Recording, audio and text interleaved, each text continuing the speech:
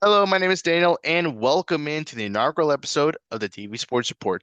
This has been something I've been wanting to try out for a while, something I think could be fun, something interesting, and something good for everyone at home. Now, of course, I will be experimenting a lot with, of course, the graphics and, of course, how we're recording this, so expect a lot of changes in the future, but I do think it will be a lot of fun. Now, initially, of course, we initially recorded this episode on Thursday, and it is whatever date it is, so apologies for that. Was very busy doing a lot of other stuff outside with my internship and stuff. So, but now I finally have the time and I finally wanted to get this recorded, get this edited, and get this out. But let's get started with what this show's gonna be about. Well, I brought together with a special guest of mine, a friend of mine from other channels, which hopefully you'll get to see soon. But for this episode, we're gonna be first talking about the Olympics, but not just what happened on the ice, but also what happened off it with the marketing. Next, we're gonna talk about some college football, but we're also gonna be talking about teams that just got recently elevated up to the next level. We're gonna talk about them very soon. Next up, since it's finally March, it is time for March Madness. We're gonna be talking about our dark horses, our underdogs for the tournament, and who we think are gonna go far outside of the big popular teams. The next up is the United Football League. The United Football League has revealed their new branding and their, of course, their new uniforms.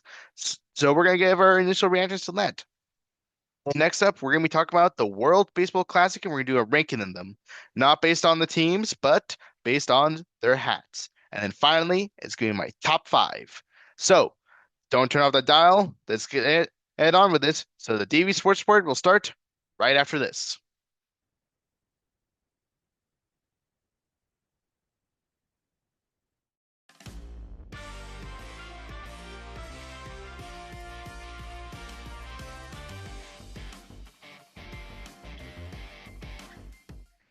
And welcome into the podcast. We have ourselves a very special guest for the inaugural episode. I'd like to welcome and introduce Mr. Joseph Schilf. Schleef, welcome. Thank you. Antoine Joy 101, for those who don't know, from the 2KU. Danny's my co-host. I'm Danny's Yep, co-host. yep. We have ourselves a bit of some history doing some sports and podcasts together. 5 years So now, I think. just turned 18 at a time. Hmm. Yeah, holy shit, I just turned 18 at a time. Yeah, but glad to But be on another show. But yeah, but definitely, and welcome in. And why don't we first talk about some of the Olympics and outside of the figure skating, outside of the Canadians, The outside curling of with your controversy, friggings, all the curling controversies. What about poking we the talk stone about? after the hog line, whatever that means. Yeah, even though he didn't do it, allegedly, despite on video. But I, let's first I, talk about. it's just funny that curling of all sports is the one that the biggest controversy from these games came from. It just kind of goes to show. I feel like these games went off very well. Oh yeah, if that's like the sport that caused the craziest controversies, then I'm sure it was very fun. And I feel like this is a model moving forward because Milan Cortina were the host cities. They are not neighbors. I thought they were neighbors. They're not. They're very spread out. And it was the whole games are kind of spread everywhere. And I feel like now, when the Olympics are more expensive than ever, I feel like that's going to be a more likely thing that we see host cities doing is there being a couple cities instead of just one. Like the next Winter Games are in the French Alps. That's not a city. I think it's the first time since uh, what is now Olympic Valley and what used to be Squaw Valley, where it's not actually in a specific city. I think. Yeah, I definitely do think it's gonna be interesting, especially for some cities that wanted to get bids before. Now they could definitely split it apart between them and other Yeah. cities, and not just for winter, but maybe also for summer as well. There was. I know. I've looked at the bids. This is probably a topic on another episode, but I looked at some of the bids for the future. I know one that really jumped out to me as being pretty interesting was a split bid between Toronto and Montreal That'd be really interesting to hear. because they haven't had a summer games in Canada since Toronto in '76 Really? or Wow. Montreal in '76. Sorry. Hmm. Yeah, that definitely would be very interesting, and maybe some more cities in the United States, because I think as of now, LA is probably the only one that could host summer at this point with how many facilities they have, but I we could think definitely see some now more. I think it's more likely now with that model that we get an East Coast Olympics because New York City, I don't think could host an Olympics themselves. But if you incorporate like Philadelphia and Boston and a bunch of other places in that general area and have like a New England Olympics, I could see that working. Yeah, definitely. And we've seen them slowly crawling over east. After all, we now have Salt Lake City. It's going to be hosting a Winter Olympics in the upcoming years. It's And the so it's second. definitely going to be. Oh, yeah, the second time. They didn't back no So two. so maybe we could also see maybe like something between Arlington and Houston or San Antonio, like something in between the other different cities as well, especially within the South where it's very sunny and tropical in the summer. I don't know how willing they'll be to do a Texas Olympics. I could see them potentially Houston. I could see hosting an Olympic Games in the future. Atlanta. Atlanta has hosted an Olympics before, but I can see them hosting again.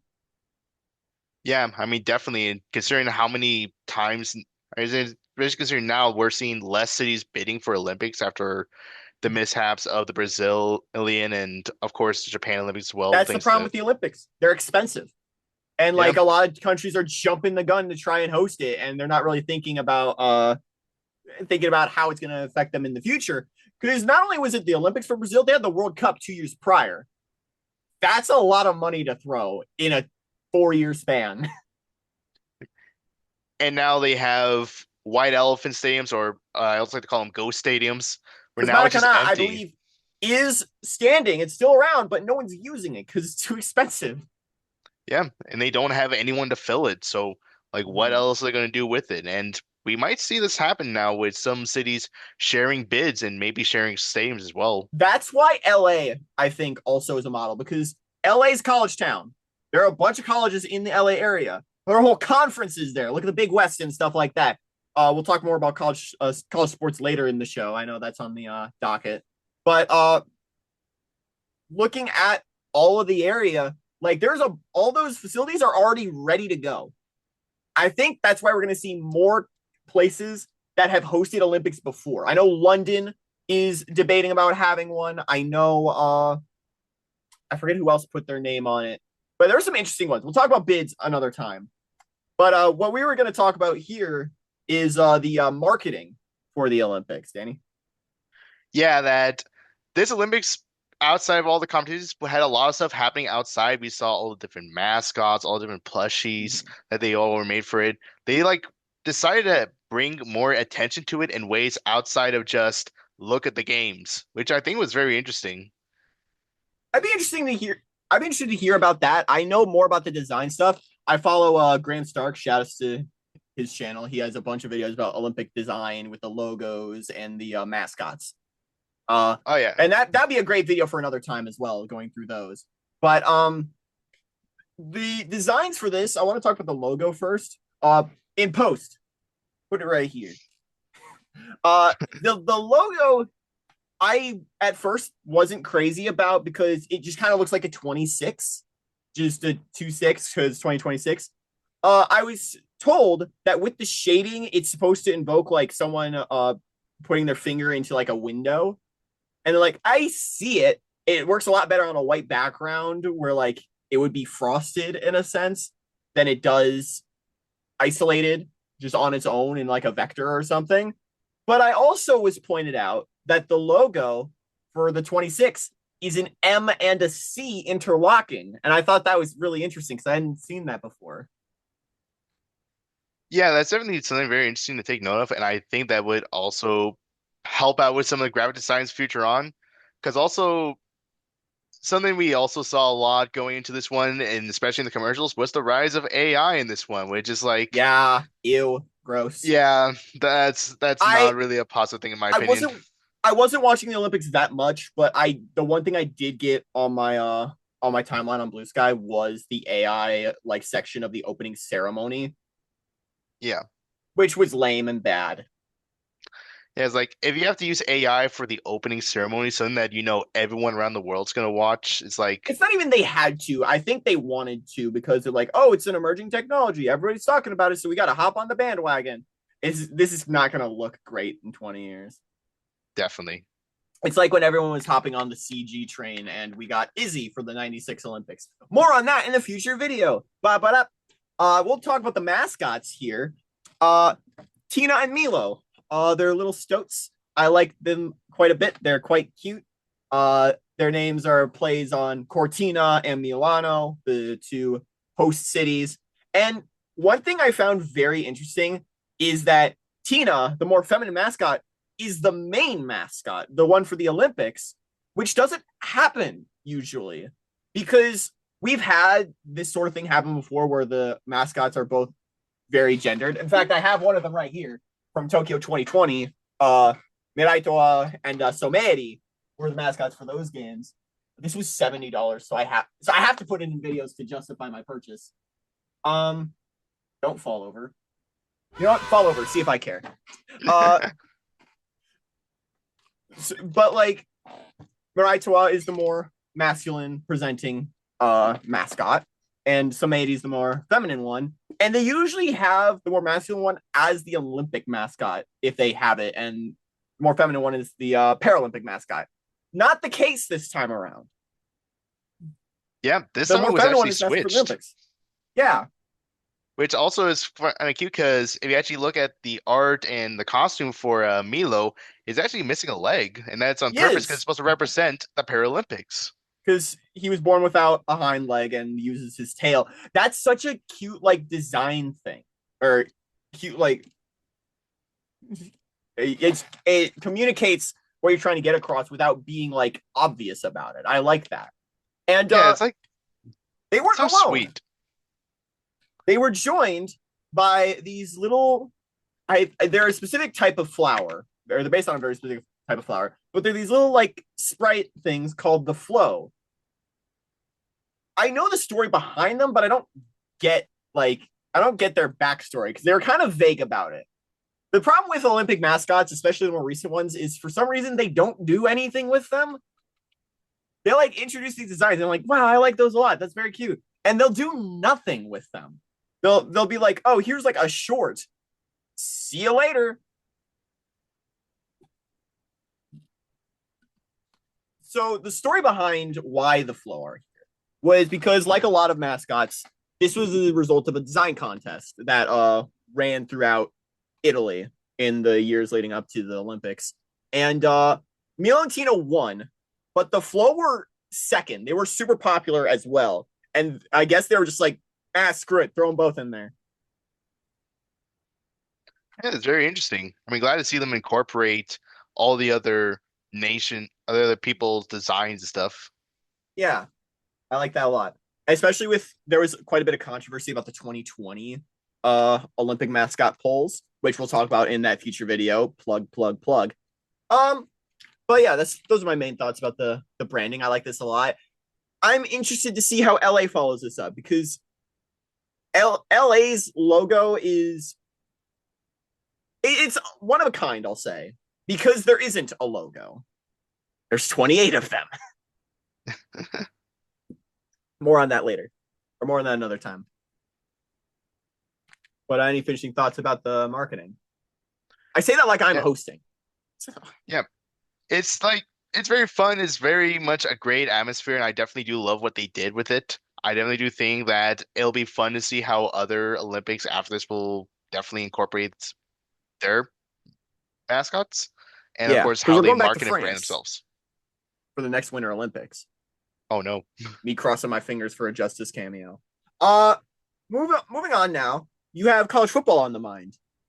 Some big Yes. things happened. Yes. So last month, for those who don't know anything about college sports, especially my European friends, in Division One is split into two. There's the football champion subdivision, which is the lower tier, or FCS for short, and then there's the FBS, the full bowl subdivision, which is the higher tier. If you know a Unlike, college football team, it's probably in FBS. yeah, so unlike in the soccer leagues that are here, the football leagues, there's no promotion relegation system like how there is in usual soccer, where the bottom three teams go down, the top three teams in the second to go up. There's nothing like that. For a team to go up, they need to be invited. And last month, we had two teams that got the invite to join the FBS. The first one was not a surprise. North Dakota State. North Dakota State. Okay.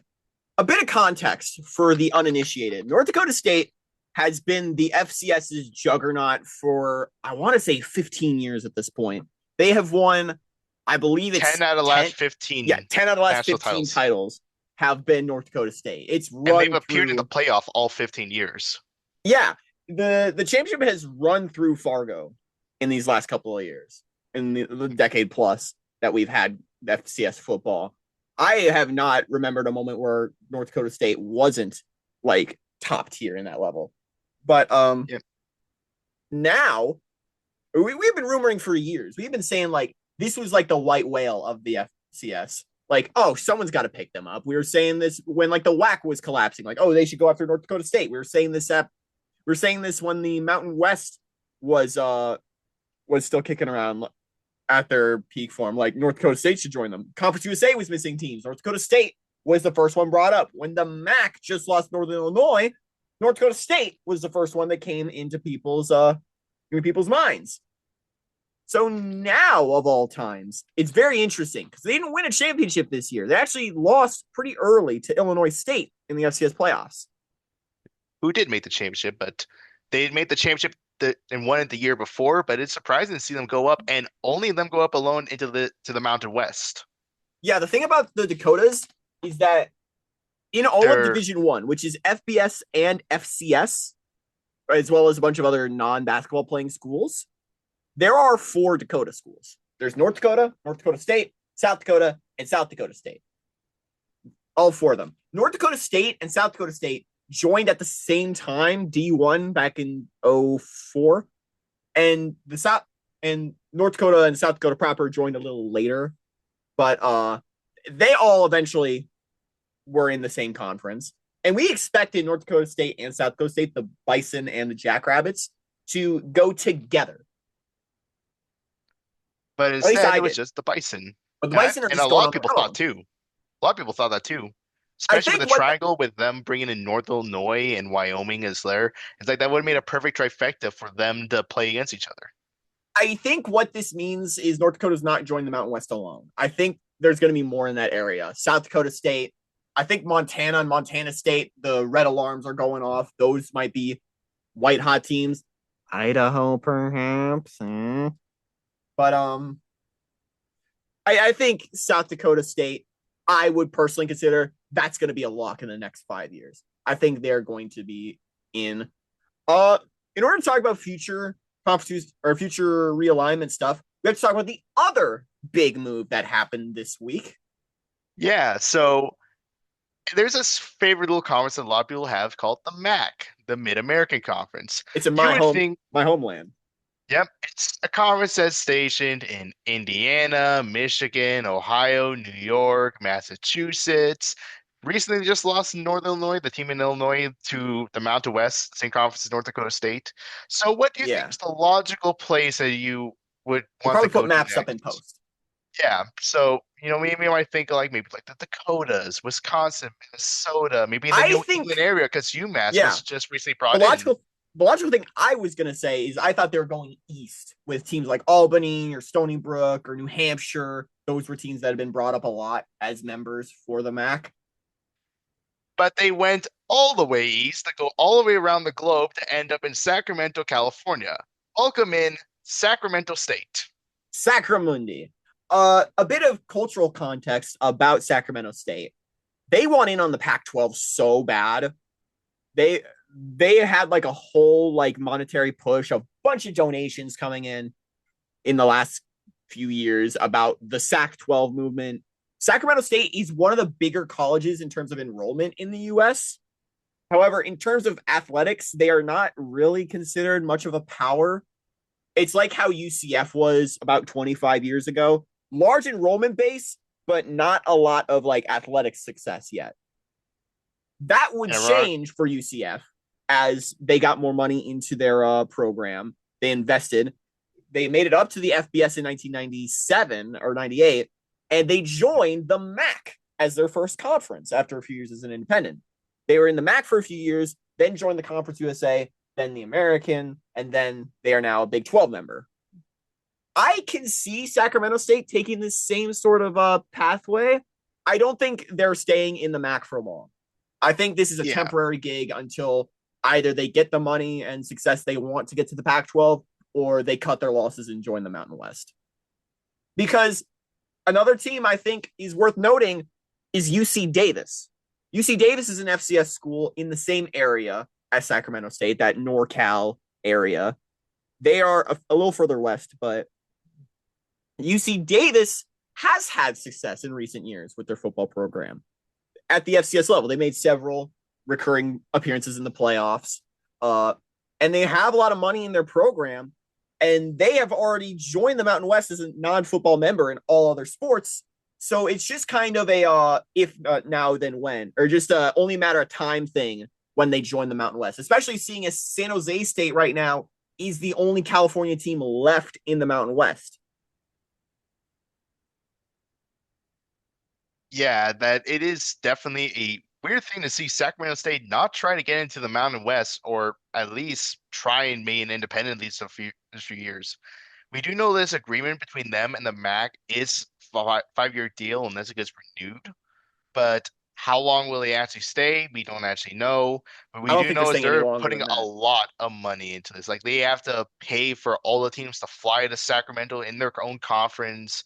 They are getting less TV revenue, and of course, it's only a football only move, so therefore, it's not like a full share that they're going to be getting, unlike UMass. It's a So, gamble. We've seen a lot of football only moves recently. Northern Illinois was a football only move to the Mountain West. We North have Dakota North Dakota State. State's football only, in Sac State as well. I think this might be a with how expensive it is to move up to D1 in all sports or move conferences in all sports right now. I think this might be a move that we see a lot more teams making in the future, which makes our job in the 2KU hard. Yeah, Yeah, future any other future teams I can think of. Tarleton State, they want in bad. They've been putting a lot of money into their program, and they've had a lot of success for a team that's pretty new to D1 ball. I see them joining in the future. I can see a team like Eastern Kentucky in the future because Conference USA, I think, is expanding in the near future somewhere. I yeah. could see them dropping New Mexico State or UTEP, and maybe they go to the Mountain West. And I could see the Conference USA going back east Well, to UTEP teams is like, joining the Mountain West. oh yes, that's true. But La Tech is also trying to get their way out, and they're going to be down to 10. So who Yeah, knows La really Tech's what they're going to going the to be Sun at. Belt. We got news today that La Tech is suing the Sun Belt to leave early and go to Conference USA this year. I think Yeah, interesting choice when schedules are coming out now to decide to leave your conference and try a new schedule. But sure, guys. Uh, the house that Neutral Milk Hotel built. Um, 2026 is going to be very busy. I expect we hear more realignment news as the year goes on. We've been on a realignment like binge since 2021. Like yeah, usually you have downtime. Like there's a lot of downtime between 2014 and then where like there was like a small move or two every once in a while. You had like a Coastal Carolina moving up or something, but there really wasn't much traction after 2014 for a while. And we have been continuous traction ever since. And I don't yep. think that's stopping anytime soon. Speaking Channel of Deluxe, Channel Deluxe. He said since 2021 we've had 85 teams move since then. That's a 85. lot. That's a lot. Almost 100. Yeah. That's almost 100. Yeah, speaking of college sports, March Madness is only a few It's weeks March, away. baby. All right. I think we already are in conference tournaments. Yeah, the first one, I believe the Horizon League started yesterday, I The believe. Patriot League And I saw was ongoing. okay, so a couple of the smaller leagues already started, and of course, some of the bigger leagues will be getting started soon. Mm-hmm. So definitely at the end of the month, we got March Madness, the college basketball tournament. We can all talk about the Kentuckys, the Houstons, the Kansases. We can talk about all those big guys. What about the teams who no one is really talking about? It's kind of flying underneath the radar. Some of the My better favorites. ones. Yeah, some of the little underdogs. What do you think about that one, Joey? Who's your little I haven't been underdog? following a lot of college basketball lately. Right now, the team I have circled, I feel like everyone has circled on the radar, is that Miami, Ohio squad from the MAC. We're Yeah, back in the MAC again. can't leave the Mac. I mean, yeah, I mean, when you're currently 30-0, I think it's the only team in history to have done this. Has there been another team that have 30 and Kentucky 0 did it. I record? remember Kentucky was undefeated in the regular season and went pretty deep into the tournament, but then they lost. Yeah, so Miami, Ohio is still undefeated. The only undefeated team still left in the nation, and There's sitting some at 30 and teams. 0. There are some teams that I was really surprised at how much they're winning. St. Louis is out of the A10 is dominating A10 play. In fact, that's another realignment thing. They and Dayton are trying to join the Big East. Which, Yeah, yeah, I mean, very interesting to see all the realignment moves are still trying to go on, but to have this team go 30 and 0, and yet again, there's still a lot of controversy considering a lot of people are like whether they should be in or not because they're scheduled or not. Is like, they're going to win their conference and they're going to be in, no doubt. yeah, if they don't, if they aren't let in, I think it's gonna be one I of the think biggest tragedies in sports.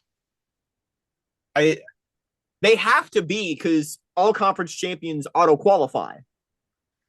Or all But like if conference let's say tournament they winners. lose, let's say they lose in the tournament. I think you still let them in. Look at Yeah, the SoCon a few years ago when you had Wofford and UNC Greensboro dominating their schedules. They both got in the tournament, I'm pretty sure. yeah.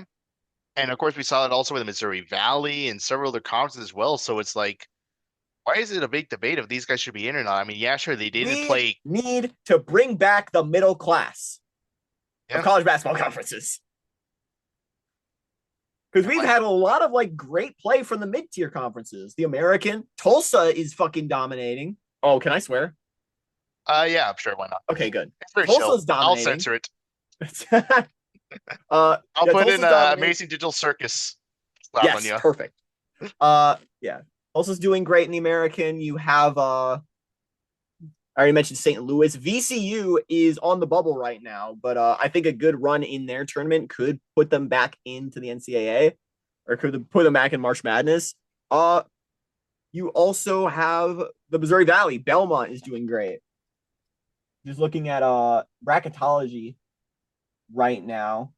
SMU is playing above their belt. They're an ACC team right now, so they're technically power conference, but still really good year. South Florida is in our tournament also, or in this bracketology. Yep. And I'm definitely gonna still cheer for you, my university, the University of Central Florida, who Central somehow Florida. is winning a good amount of times in the Big 12, even though no one expected this. Yeah, they've UCF not a basketball power. They've Yeah, made the tournament every once in a while, but this is an but interesting year. this UNC year we Wilmington have is another this one I year want y'all to UCF watch. has 4 ranked wins in the Big 12. It's just like, how? I think if there's going to be a big win, I I'm getting the vibe right now. If I had to bet it, UNC Wilmington is going to be my big dark horse that the McNeese from last year that everybody's talking about. Yeah, I definitely do think they have a great opportunity, a great chance to make it in. I definitely do think they also have a great movement to be jumping in. I'm personally going to still cheer for Miami of Ohio. You still got to cheer for that underdog story. Yeah, Even if they finish the season at 32 and 1, that's an amazing year for any program. Doesn't matter if you're yeah. Kentucky or Speaking of Miami of amazing years, Ohio. shouts to Michigan. My Wolverines are torching teams this year, Yeah. and this was a team that didn't even make the tournament last year.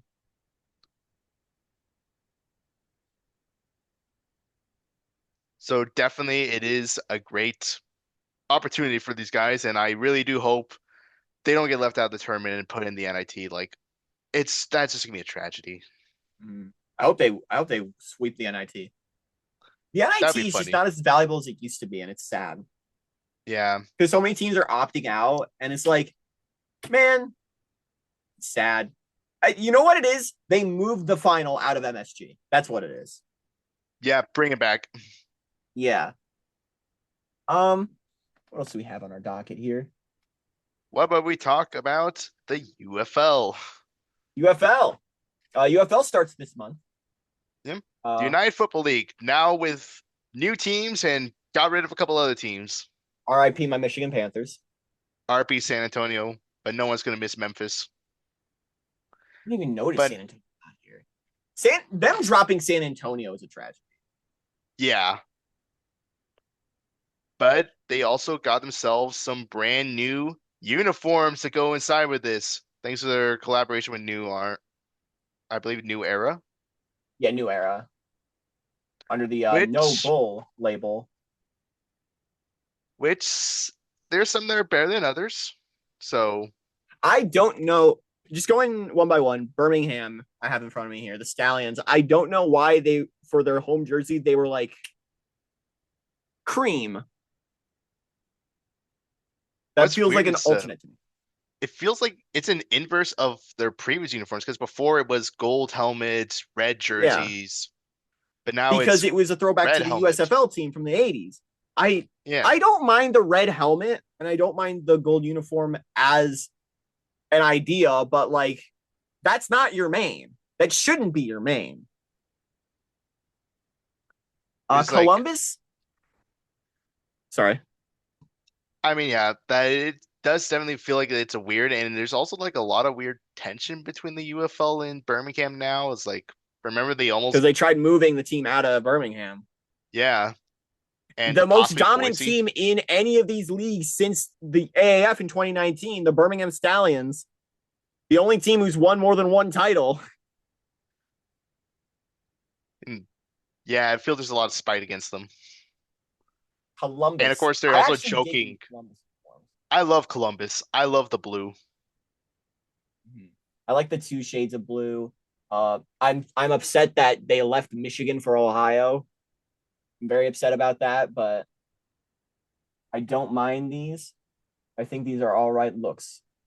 They remind me a lot The like the New England Renegade. Patriots.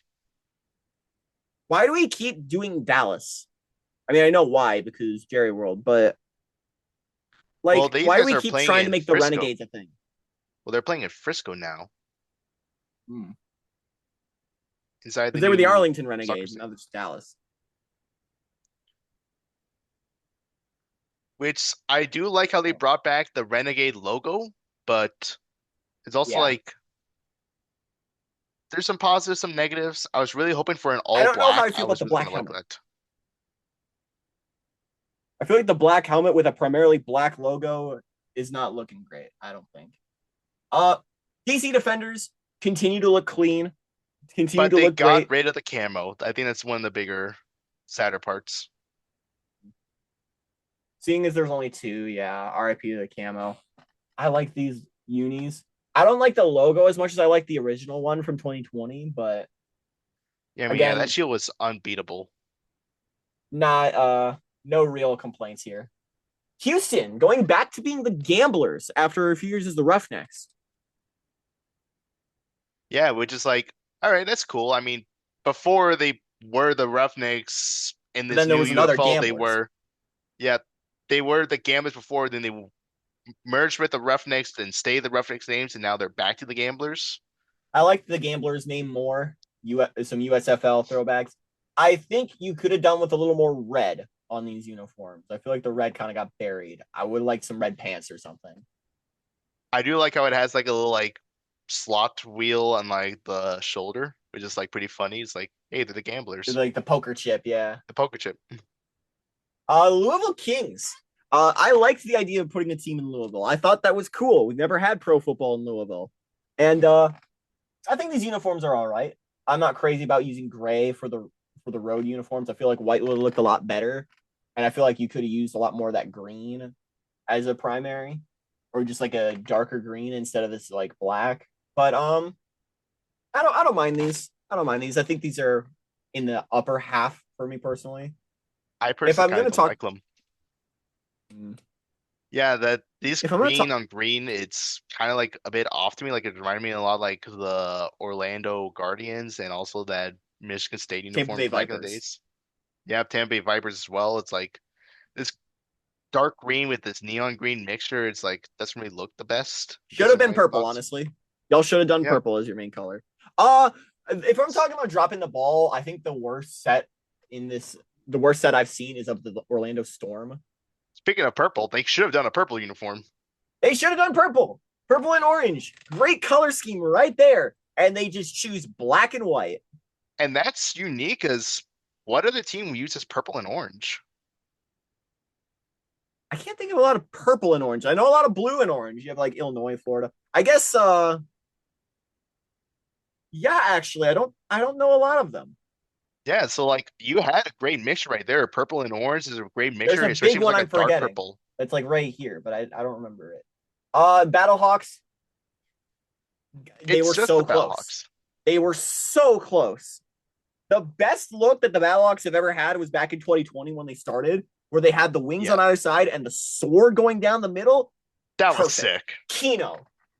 Like A plus, no nose helmet design. It was also blue, which I think would have looked better than the silver does. Because the silver doesn't Yeah. match the blue, which sure. But it doesn't match the gray road uniforms either. And again, I'm not a fan of using gray instead of white for road uniforms. Yeah, which is like very strange to see, and also like why it felt like they were going like halfway between wanting to keep last year's uniform but also want something new. It's like I don't know exactly what they wanted. I don't really get it either. We have some other things we're going to rank here. Yeah, it's time for the World Baseball Classic hats. We're not judging them based on their performing, but based on their hats. Let me get some. Let me get a hat. I feel like I All right. gotta wear a hat if we're talking about hats. Yeah, World Baseball Classic started today as of recording. Got my hat. Let's do this. All right. I'm gonna send them to you my Discord DMs, of course. So if you also want to join, join the Antoine Joey 101 Discord. Yeah. But yeah, but let's first start off with our home for us, the USA. Está Uni. I've seen this logo a bunch. It screams like 2000s. I'm wondering why we've never changed it. It's it's kind of kitsch in a good way, but also dated in a bad way. All right. It feels a little tacky. I'm gonna go Yeah. C to get us started. All right. Then next up, we got ourselves Japan. Japan is interesting because they, in contrast to their flag, it's blue primarily, and I know a lot of countries do that where the national team colors are not always the same as the flag. Australia, if Australia is here, it's gonna be a big one. Yeah. I like Japan. The gold is very classy. I think this is up there as probably one of my favorites if you include the uniform as well. It's a little close to just kind of being the Red Sox, but I dig this quite a bit. I think this is an A. All right. A pretty good A tier. But next, we got Canada. Oh my goodness. Again, very dated, a little tacky. Canada really wants to, because a lot of countries already use black, white, or red and white. They want to really differentiate themselves by using black. It doesn't really look very good, I don't think. I think this is a D. All right. Well, next up, we then have Puerto Rico, home of Bad Bunny. Canada. Uh, this one's all right. It's a little close to just kind of being like a little league hat with the inner or the overlapping letters, but I don't mind this one. I think this is a B. I think it works. All right. Then next up, Ven. We got Venezuela. Venezuela. Ooh, the white letter with the outlines in. I believe that's yeah, red, yellow, red. I like that. I think that's very nice. I think that's our second A. Ooh, okay. I really like this one as well, so definitely would love this. Next up, we have Colombia. Yellow. We're doing yellow. It would kind of just been Venezuela's again if they didn't do yellow or if they did blue. But it's a bit garish. It's a bit too loud for me. Colombia starts with C. We'll put it in C tier. All right. Well, next up, we have Israel. Hmm. That's not a letter. Uh Yep. hmm. Well, mm, uh, hmm. Well, It is blue. It has the star. no comment here. Yeah. Just so I don't get taken aback, It's but it's classy. I'll say that much. I feel like I would have preferred it a lot more if it was that design but white instead of like blue with the ooh, white outline. a white would have been nice. But for my own safety, no comment here. All right. Next up we got Mexico. Ooh, ooh. Now Mexico's design really sticks with me. That like arched M with the sort of like Sega line in the middle. That was very Mexico design. If we do a video about the Olympic logo history, I know that we're gonna come back to this sort of design. It's so iconically Mexico. And green. We don't have a lot of green. I like this one. I think this one is an S tier. All right. I definitely do love like this one as well. I love the green. It's a nice green. It's a nice little mixture. So And if you definitely remove the flag, love it. it's a Minnesota Wild hat. True. But next we have Nicaragua. Surprise, interesting entry from Nicaragua. I like the very classy N. I like that. Uh, I think that's another B. Okay. Next up we have Chinese Taipei. Chinese Taipei. Uh, naturally because of reasons, I feel like their branding is going to be a bit handicapped from what it could be. Because like this is a problem with like their Olympic stuff and their World Cup stuff or their FIFA stuff as well. But I don't mind blue. I don't mind blue being the big thing. My problem with the logo is again with the logo. Again, it's kind of tacky. I don't think you needed the baseball pattern in here. I think it's better than some of the other ones that we placed low, but I think this is a C. Okay. Next up we have the Netherlands. Nederlanda. Oh no! You were so close. Oh, this is a problem with a lot of Dutch branding I've seen with like their sports teams. Orange, since everyone's already done red, white, blue, orange is kind of the Netherlands color. And I was so excited because I was like, oh, are we going to have like an orange hat? No. Ah. It's I mean, black I and don't mind orange. it. I don't mind it. I like the crown design. I think it would be better than just a boring N. But like if this hat was orange with like a white or blue crown in on there, S tier. This is like a B or a C. Okay. But next up we got Cuba. Cuba. I did see this one earlier because I was watching the kickoff game between Cuba and Panama. Um, I don't mind it. I don't mind it. Uh, I think this is another B. All Next right. up we got Italy. The Italians. I don't like this one. Same here. Again, Italy, very much their sports teams are tied with, or their national teams are very much tied with blue. So I get it. But I feel like you could have done a little more than just I. I. There's no I tier. I think this is a D, though. Yeah. But next up we have what's the next one on my list? We got the Dominican Republic. I've liked I've always liked the interlocking letters. It's very old school Padres. It's kind of classy.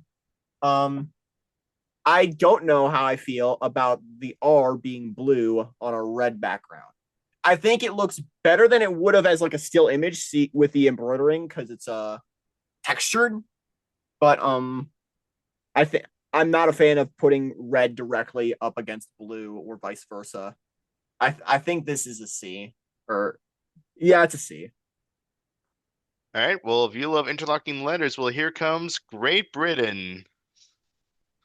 Oh my god. Wow. I didn't think we would get one. Uh Black hat, first of all. These loud ass letters up front, the GB, not interlocking, but just next to each other. I don't think in a vacuum it looks bad. Why is the hat black? Why? Great Britain, like for what I would get Canada doing this because I feel like their kit would fit into this, but Great Britain, no. The British people continue to not know baseball, to not know ball in a sense. F tier. Honestly, when I first saw the letters, my first thought was, why is this in Comic Sans? It's not Comic Sans, but again, it's just like a super loud, like not a good font or like a Well, good next, font. Why is it on black? yeah. Next up, we got Brazil. Zill, Brazil, zill, zill. I'm so glad the Seattle Pilots are back. Uh, very loud, very in your face. B in yellow. I don't know about the colors next to each other. It might just be. I think it looks worse as a photo than it would in person. I kind of wish. I hope the uniform itself has a little more green to it because I like the green on Brazil's flag. I feel like that's something that could have been used here. I think the hat itself is fine. I think it's a C. All right. The next up, we got South Korea, or just Korea. Korea. Boom. Funky K. I like the funky K. I think this is a clean look. No real objections here. Solid B. Next up, we got the Czech Republic. Whoa. Angles. We got edge to this one. I like the logo. It's cute. It's because it's the home plate. Yeah, Again, why is it black? Why is the hat black? I feel like I it think would a have been a blue one lot would be better if good. it was blue or red. We don't have a lot of red hats. I think they could have done a red hat here. I think this one is better than the British one. I think it's a D. All right. Next up, we have Panama. Panama. I saw Panama was the other team I saw playing earlier. And I saw their uniforms. I wasn't crazy about the uniforms because it was white text with outline on a white shirt, which I wasn't crazy for. I don't mind the hat though. I think the hat is fine. It's a little plain, but granted, seeing as it's a hat for a national team, there's not much you can really do there. I think this is a C. All right. And the final hat to join us, it's from down under, Australia. I've been waiting for Australia because Australia is so interesting. Their flag is red, white, and blue, but they don't like that it's red, white, and blue. They don't like the red, white, and blue because it's kind of boring out of context. So they were like, let's go green and yellow. And every time I'm ready for, or every time it shows up, I love it. I love Australia's green and yellow kick. You know what? Honestly, I think this might be one of my favorite hats. This might be. I think this is our second S tier. I think Okay. And just for me, it's like, hey, welcome back. We got the A's. we've got the A's.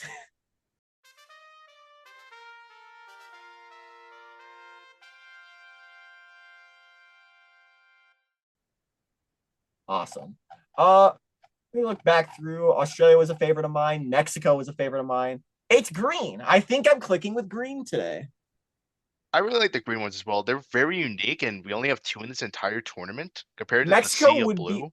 I think Mexico would be my absolute no holds barred favorite if they did like the paneling where like the front panel is different from the other ones and like Oh, the sides were green, the front was white, and you have like a red and white M in the middle. Perfect. all Welcome right. back, Expos. All right, we have one more thing that you wanted to bring up. Yep, it's my top five, and I'm gonna be talking about some Champions League because we didn't talk about soccer at all in this, so it's might as well like, hey, let's bring up some So, fun. Champions League again next week. It's the round of 16. We have some interesting matchups, especially with some of the upsets that happened last week, some monumental upsets including. But I decided to judge my top five based on how good a team, how good the teams are both historically and recently.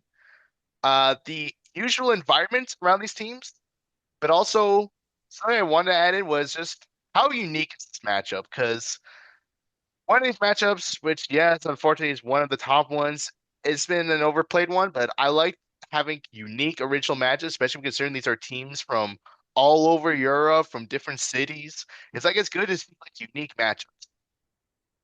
Mm-hmm. But for my number five, Atletico against Tottenham. Tottenham. Spurs.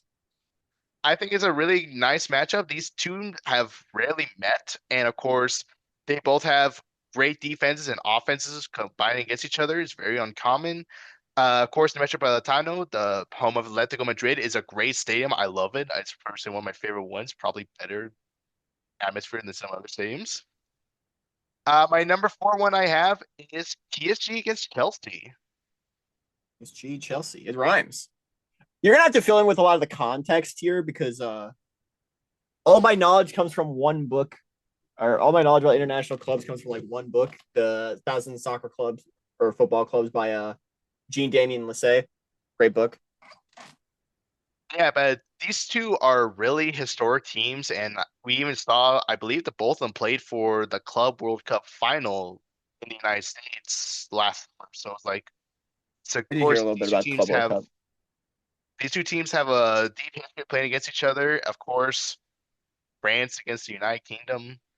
Let's get a load of that. They of course have great stadiums that both have great atmospheres, a great fan base as well. I definitely do think that they're a little bit below because they have played quite often, but definitely are great. My number three, I got Galatasaray against Liverpool. It's a I very think much you a unique matchup. These two teams have rarely met. I think they only met a few times in their history. Well, it is definitely a great stadium.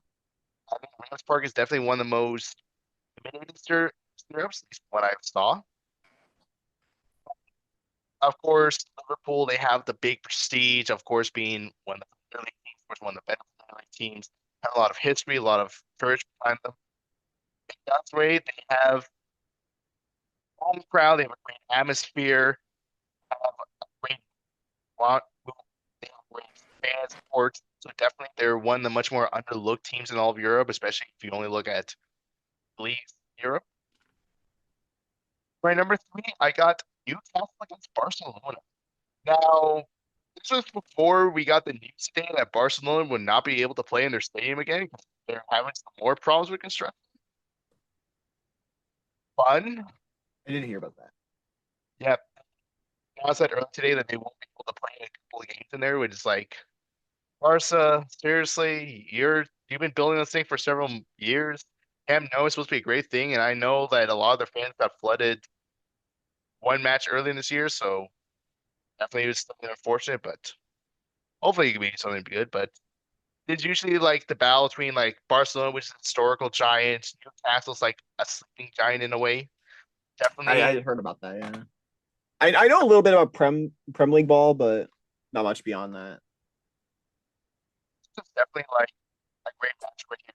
Something fun. And for my number one, it is the best matchup, but it's like, why is this one happening? Real Madrid gets Manchester City. Yeah, Real and Man City. It's I mean, like, they're in the same bracket at least.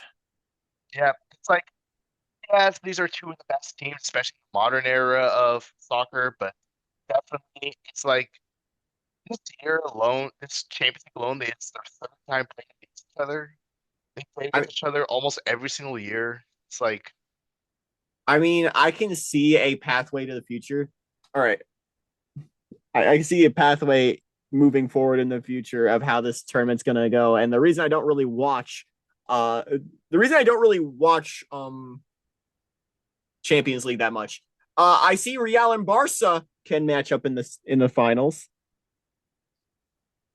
which I mean, at least that's a rivalry, so it makes sense for them to play against each other. They're both from the same country. Why are these two teams? Why is Man City's always playing against Real Madrid?